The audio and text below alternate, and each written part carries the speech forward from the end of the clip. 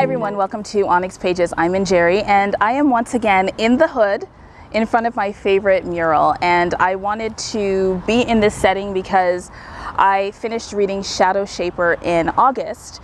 Shadowshaper is by Danielle Jose Older, and murals feature very strongly in the story, and I wanted to tell you a little bit about how I felt about the book, what I liked about the book, and also do it in a way that could demonstrate a little bit about how the plot works. Okay, so first of all, let me tell you that I absolutely loved Shadowshaper.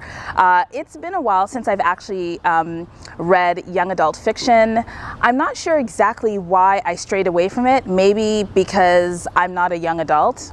And you know, I'm grown, so I like grown-up books, no shade, but I kind of stopped reading young adult fiction a really long time ago, and I have to say that I kind of felt like I'd grown out of young adult fiction, and really that there would be no reason for me to read YA, although there have been a few YA novels that I've read in the past year that I've enjoyed. But something has happened to my soul. I'm changed, and now I am back into YA, and I've even been open to reading some middle grade. And I think part of it is because there's something about the fast pace of young adult fiction and middle grade fiction. It's designed to capture the minds of teenagers and young adults who in this day and age are you know, dealing with a lot of different kinds of distractions, whether it's social media, whether it's drama with their friends, or things that are just going on in their brains or in their bodies. And so the pace of young adult fiction is quite fast. And I realize I'm kind of not mad at that. I'm actually really enjoying the young adult fiction that I've been reading lately. So I want to tell you about Shadowshaper because I totally, really loved this book. So Shadowshaper follows the protagonist who's there. She's an Afro-Latinx young woman named Sierra Santiago, and this is set in Brooklyn. And basically what happens in this story is Sierra's dealing with an elderly family member who is, he's really ill, he's having a lot of difficulty speaking. And she's an artist. She draws murals, and she is full of art, full of life. And one day she notices that there's something strange happening to the murals in her city.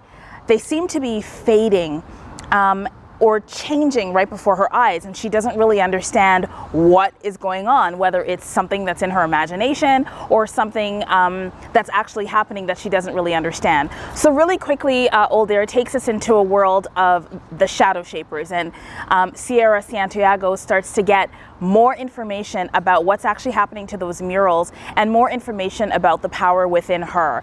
And the story kind of unfolds from there. I'm not going to go too much into it, but I will say that it is, it's a beautiful story.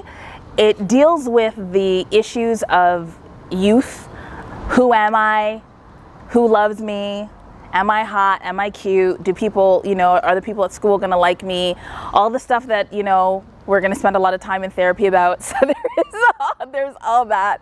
But then there's also this overlay of like magic and art and surviving in an urban context, surviving amidst racism, surviving amidst gentrification, which actually becomes like kind of wrapped into the conflict a little bit. And it's just beautiful. Sierra's friends are pretty fly. There are a couple of love interests that emerge that are kind of fly too. There's queer love. There's the question about how we honor our elders and legacy.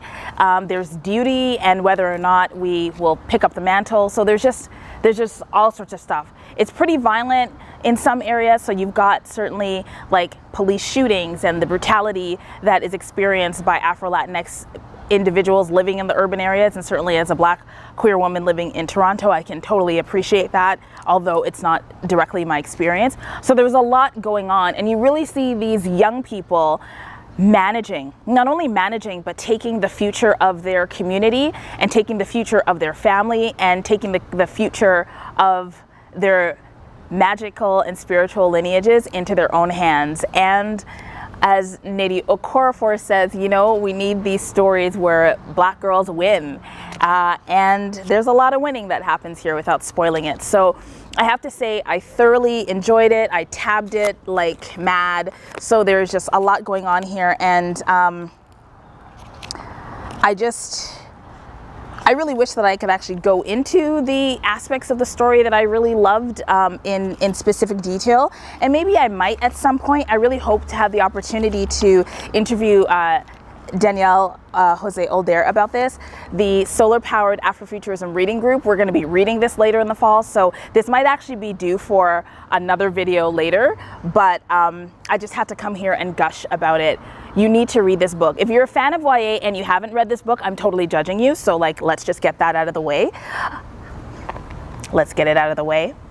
But if you just haven't come across it, I would say definitely pick it up. This is the first in the, I think it's I'm not sure if it's a trilogy, but I know that there's a sequel called Shadow House Fall, which I have ordered and I'm going to be reading as part of, I think the Latinx Readathon and Hispanic Heritage Month. I'm not necessarily sure if I'm gonna get it in time, but I just loved it. And also, the book's got a map, so you can follow along where all the action is happening. And Sierra is just so cool. She's so hardcore. She's like, I mean, I think I was pretty fly as a young person, and I was kind of rude when I needed to be and on top of things as I needed to be, but Sierra taught me some things. Like, that girl has me questioning whether I am strong enough as an adult. I think I can take a few pages out of her book in terms of standing up for herself. But anyway, let me stop gushing because I absolutely loved it. Okay, so 7 cowrie shells, plot, 1 whole cowrie shell for plot. Next, characters, a full cowrie shell for characters. Why? The characters are the bomb, they're amazing. We've got like Sierra, who's just hardcore. And she, teaches me a little bit about myself. And it was just really believable. Her attitude was believable, her strength, her power, her doubt, her ability to conquer her doubt. Like, it was just all great. There were queer characters. There were characters that were just, went through their own process of kind of not knowing how much of the magical world they could share, really trusting in the young people, trying as hard as they could, even through death to help. Just wonderful characters, just really well thought out. I really felt like I was rooting for them, like I could connect to them, like I'd met people like them, like I'd want to meet people like them. It was so cool. And there was a romance and it was all sweet and all of that. And there's a queer couple and they just reminded me of like friends that I have and kind of myself. So that was really cool. So that's plot, that's characters, that's hip hop. And world building. So Older like has this urban world, right? He's got this world that's very much like, I think, what it's like to live in, urban parts of the US as an Afro-Latinx person. And then he's layered this other world on top, this fantasy world that creates like portals between like spirits, like the dead, and us. And what I really love about the world building is that he complicates the idea of ghosts and what it means to be dead and what it means to be a spirit.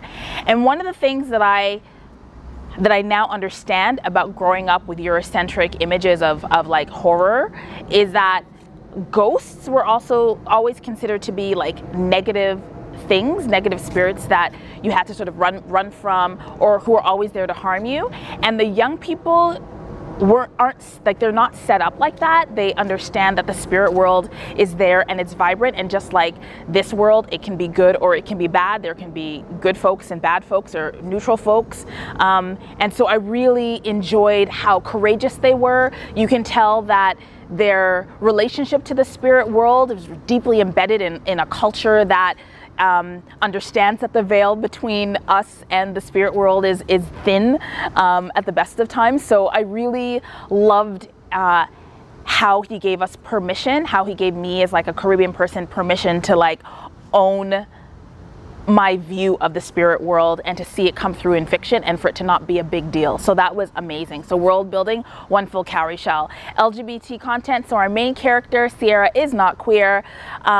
Won't hold it against her, but there are characters. So there are two young people who are in a lesbian relationship, and there is a lot of humor. I feel like Aldair has a lot of queer friends that he's just like listened to, because some of the humor, there's a scene where they're at a club that's not necessarily a queer club, and something goes down, and I'm just like, I've so had that experience. So it was just really, it was really cute.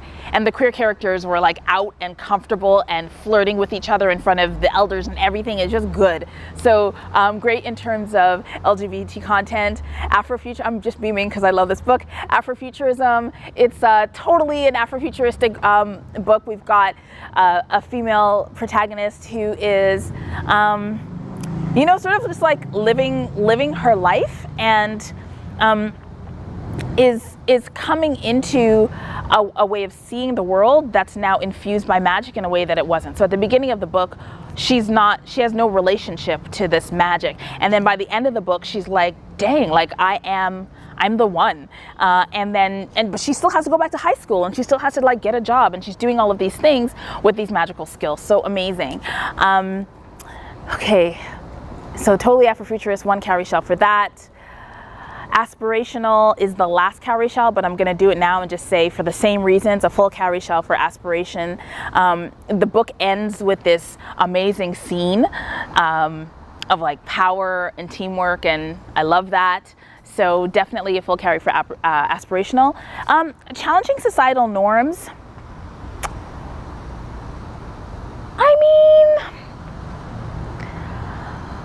I think, and I've run into this a lot, where when I've got a book that like has a queer main character, or a main character of color who ends up saving the day and is strong and all of those things, like I tend to say it challenges societal norms, because we still live in a world where we don't see, you know, Afro-Latinx girls as powerful and can save the world. And so in a lot of ways, like definitely there is a challenge to societal norms. And she also has to contend with sexism and machismo and like all of that, and you see her doing that amazingly. So I would say a full cowrie shell for that, but I need to also rethink that assessment, because I also want to project that actually, it is actually normal. Like those girls do exist in droves, and just because a society doesn't recognize their power, that doesn't necessarily mean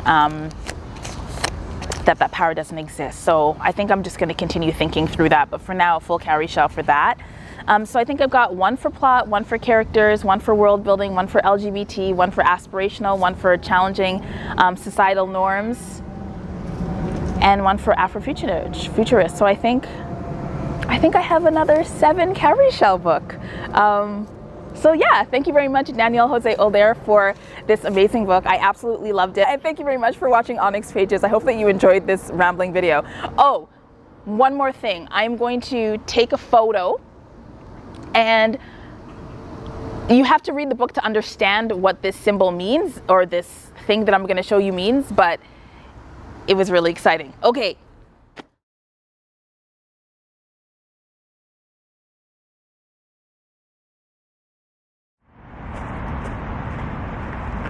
You're gonna have to read the book to figure out what that means. Okay, bye.